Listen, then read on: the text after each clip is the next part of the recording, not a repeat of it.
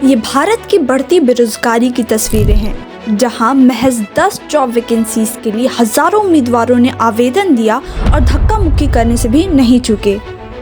पिछले साल हरियाणा में 40,000 ग्रेजुएट्स और 6,000 पोस्ट ग्रेजुएट ने स्वीपर की नौकरी के लिए आवेदन दिया।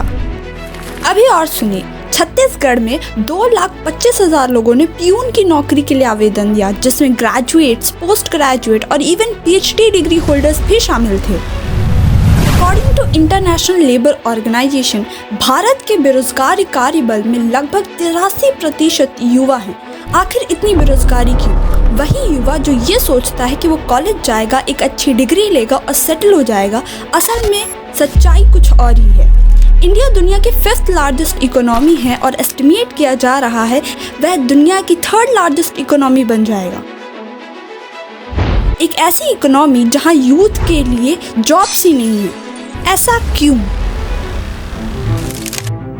Capital intensive industries.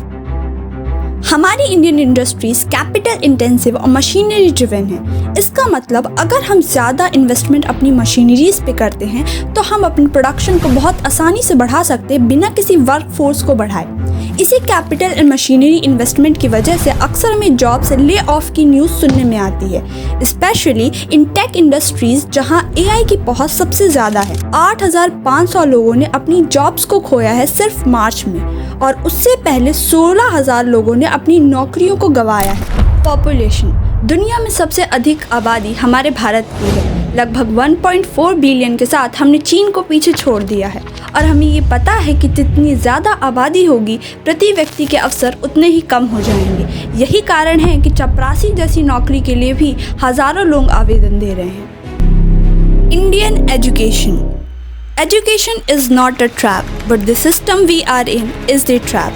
लगभग 76% बिलियनियर्स के पास डिग्री है। इसका मतलब वो पढ़े लिखे हैं। तो फिर हम कहाँ गलत हो रहे हैं एक डिग्री लेकर? हम तब गलत हो जाते हैं जब हम अपनी CGPA को ज़्यादा इम्पोर्टेंस देते हैं बजाय किसी स्किल लर्निंग।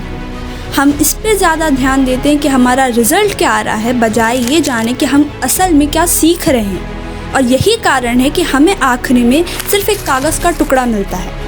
हमारे इंडियन कॉलेजेस में प्रेजेंट टाइम में इंडस्ट्रीज़ में जिस स्किल की रिक्वायरमेंट है वो सिखाई ही नहीं जा रही है, जिसकी वजह से हमें जो आता है और जो आना चाहिए इसके बीच में एक बहुत बड़ा गैप क्रिएट हो जाता है। ये बातें हो गई कि हमारे भारत में अनएम्प्लॉयमेंट इतनी ज़्यादा क्यों है। अब इसके सॉल्यूशंस के बारे में बात करते हैं। लगभग 15 to 16 लाख बच्चों ने JEE दिया इस साल, और अगर सीट्स देखें IITs, NITs, IIITs और सारी गवर्नमेंट फंडेड इंस्टीट्यूट की तो वो सिर्फ 60,000 ही है। तो बाकी का यूथ कहाँ जाएगा? इवन दो वो इन प्रेस्टिजियस कॉलेजेस में चले भी जाते हैं तो प्लेसमेंट्स नहीं है। इस स्टैट को देखिए जिसमें बताया गया कि about 36% of student in IT Bombay failed to get the placement, और ये इंडिया का टॉप इंजीनियरिंग कॉलेज है, तो हम बाकी कॉलेजेस से क्या एक्सपेक्ट कर सकते हैं?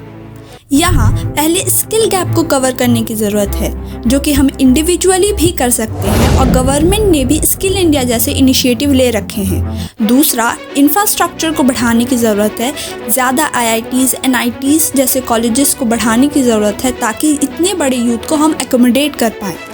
Micro, small and medium size enterprises को बढ़ावा देना चाहिए, क्योंकि वही हैं जो 62% हमारी इंडियन जॉब्स में कंट्रीब्यूट करते हैं। अगर हमारी गवर्नमेंट MSMSCs को ज़्यादा फाइनेंशियल सपोर्ट करती है तो ये अनएम्प्लॉयमेंट को कम करने में मददगार साबित हो सकते हैं। इस विषय पे आप क्या सोचते हैं ज़रूर साझा करें। आपका धन्यवाद।